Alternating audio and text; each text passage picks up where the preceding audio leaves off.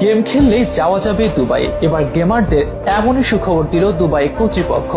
এতদিন গেমিং নিয়ে তেমন কোনো মাথা না ঘামালেও অবশেষে এর বৈশ্বিক অর্থনৈতিক গুরুত্ব বুঝতে শুরু করেছে দুবাই, আর এ কারণেই স্পেশাল ভিসা আবেদন চালু করেছে দেশটি।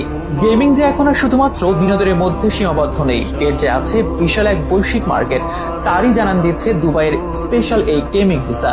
শুধুমাত্র গেমার নয়, সুযোগ থাকছে কন্টেন্ট ক্রিয়েটরদেরও। ইতিমধ্যেই নেট দুনিয়ায় আলোড়ন ফেলে দিয়েছে এই খবর। উন্মাদনা কাজ করছে দেশি গেমার ও কন্টেন্ট ক্রিয়েটরদের মধ্যেও। অনেকের মনে প্রশ্ন, কিভাবে করা যাবে এই ভিসার আবেদন, কারা কারা পাবেন স্পেশাল এই ভিসা, কি কি সুযোগ সুবিধা থাকছে এতে, এসবের বিস্তারিত নিয়ে থাকছে এখনকার বিশেষ আয়োজন। গেমিং শুধু যে আউটডোর কিংবা ইনডোর হতে পারে এই কথা এখন মিথ্যা, কেননা আউটডোর কিংবা ইনডোর গেমের বাইরেও ভার্চুয়াল গেমের যে বিশাল মার্কেট তৈরি হয়েছে তা রীতিমতো বিস্ময়কর। বিশ্বব্যাপী দিন দিন বড় হচ্ছে গেমিং খাত, বাড়ছে বিশ্বব্যাপী অনলাইন গেমের বাজার। শুধু বিনোদন বা সময় কাটানো নয়, দেশের অর্থনীতিতেও গুরুত্বপূর্ণ ভূমিকা পালন করছে এই গেমিং। শুরুর দিকে অনলাইন গেমিংকে শুধুমাত্র বিনোদনের বিষয়বস্তু মনে করা হলেও এখন এখান থেকেই আসছে আয় উপার্জন। ঘরে বসে শুধুমাত্র গেম খেলে লাখ লাখ টাকা আয় করছেন দেশের গেমাররা। হাতে স্ট্রং একটি কমিউনিটি।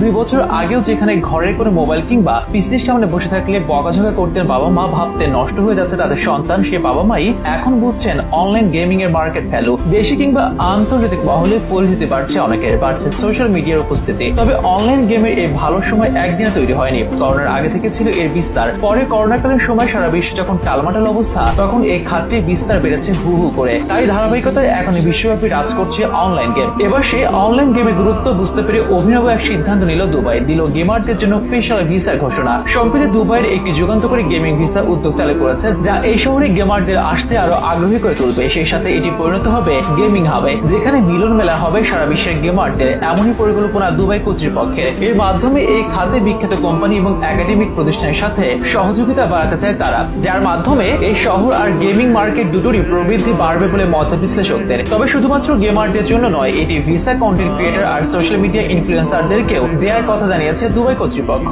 ভিসার আবেদন করতে আবেদনকারীকে দুবাইয়ের অফিসিয়াল ওয়েবসাইটে প্রবেশ করতে হবে, যেখানে প্রয়োজনীয় সব তথ্য দিয়ে আবেদন জমা দিতে হবে। আবেদনের পাসপোর্ট কপি এবং পেশাদার সিভির মতো নথি জমা দিতে হবে। অনলাইনে আবেদন সম্পন্ন হলে আবেদনকারীরা তাদের আবেদনের এক কপি নিজেদের ইমেইলে পেয়ে যাবেন। এক্ষেত্রে একজন গেমার কিংবা কন্টেন্ট ক্রিয়েটরকে কমপক্ষে 25 বছর বয়সী হতে হবে। জানা যাচ্ছে দুবাই এর মহামান্য শেখ হামাদ বিন মোহাম্মদ বিন রাশিদ আল মাকতুম, দুবাইয়ের ক্রাউন প্রিন্স এবং দুবাইয়ের নির্বাহী পরিষদের চেয়ারম্যান এই ভিসা চালুর ব্যাপারে বিশেষ নির্দেশনা দিয়েছেন। তাদের লক্ষ্য 2033 সালের মধ্যে দুবাই শহরকে সারা বিশ্বের গেমিং আর কন্টেন্ট ক্রিয়েটরদের মূল কেন্দ্রবিন্দুতে নিয়ে আনা। এই লক্ষ্যে বিশাল অঙ্কের বিনিয়োগ করতেও প্রস্তুত আছে দুবাই। জানা যাচ্ছে এমনটাই বিশ্বের চাহিদার সাথে তাল মিলিয়ে চলতে বদ্ধপরিকর বর্তমান দুবাই। শুধুমাত্র জ্বালানি খাতের উপর নির্ভরশীল না থেকে অর্থনীতিতে বিশেষ বৈচিত্র্য আনার যে উদ্যোগ নিয়েছে দুবাই, এটি তারই একটি উদাহরণ বলে মন্তব্য করছেন অনেক বিশ্লেষক। এর মাধ্যমে সামনের দিনে লাভবান হবে দুবাই। তবে সব থেকে বেশি লাভের পাল্লাটা আপাতত অনলাইন গেমার আর কন্টেন্ট ক্রিয়েটরদেরই, বলছেন এই বিষয়ে অভিজ্ঞ ব্যক্তিবর্গ।